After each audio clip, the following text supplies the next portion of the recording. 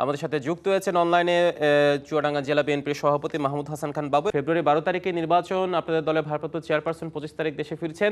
সবকিছু মিলিয়ে কি মনে হচ্ছে নির্বাচনী মাঠ কতটা আপনাদের ফেভার আছে বলে মনে করছেন? ধন্যবাদ আপনাকে।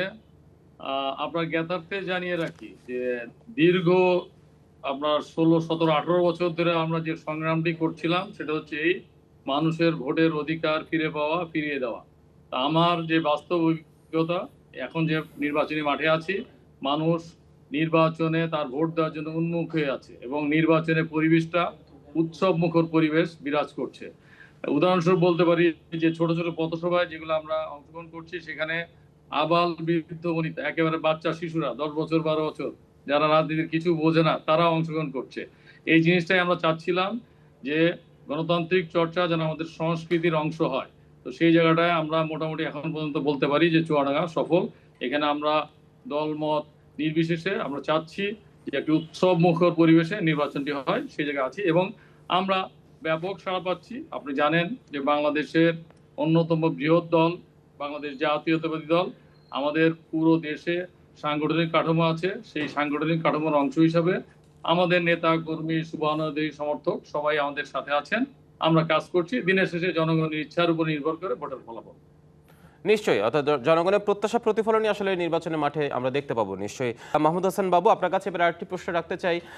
রুহুল আমিন বলছেন যে উনিও তাদের প্রত্যাশাটা ব্যক্ত করেছেন, তার পর্যবেক্ষণটা ব্যক্ত করেছেন, কিন্তু একটি প্রশ্ন, দীর্ঘ সময় জোট সঙ্গে ছিল জামায়াত আপনাদের সাথে বিভিন্ন আন্দোলন সংগ্রামে 2001, 2008 আমরা জোট করেছেন, কিন্তু সে জোট প্রার্থী কিন্তু এবার আপনাদের প্রধান বিরোধীতে পরিণত হয়েছে, প্রধান প্রতিদ্বন্দ্বী।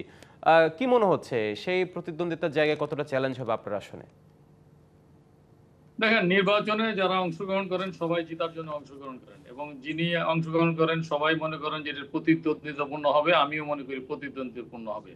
জেতার আগে যারা জিতে বসে থাকে তারা বোকা এবং জেতার আগে যারা হেরে যায় নির্বাচনের আগে তারাও বুদ্ধিমান না।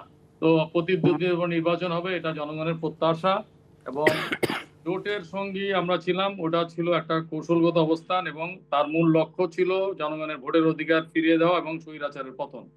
স্বৈরাচারের পতন হয়েছে এবং স্বৈরাচার পালিয়ে গেছে বিধায় এখন বহুদলীয় গণতান্ত্রিক চর্চার অংশ হিসেবে বিভিন্ন দল তাদের নির্বাচনী কর্মসূচি নিয়ে অংশগ্রহণ করবেন।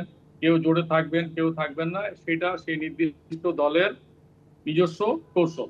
তো আমরা মানে অতীতে যারা আমাদের জোট সঙ্গী ছিলেন, আজকে তারা আমাদের প্রতিদ্বন্দ্বী, এটা আমরা স্পোর্টিংলি নিচ্ছি। এটাই গণতন্ত্রের সৌন্দর্য, এটার মধ্যে কোনো আমি বিরূপ কিছু দেখি না। আমরা সেই অনুযায়ী আমাদের নির্বাচনী ম্যানিফেস্টো নিয়ে আমরা এগিয়ে যাব। আমাদের ভাইদের ওনারা আমাদের নির্বাচনী ম্যানিফেস্টো নিয়ে এগিয়ে যাবেন। দিনের শেষে জনগণ সিদ্ধান্ত নেবে এবং আল্লাহর ইচ্ছা যে কোনো একটি দল চুয়াডাঙ্গা 2 আসন থেকে নির্বাচিত হবে।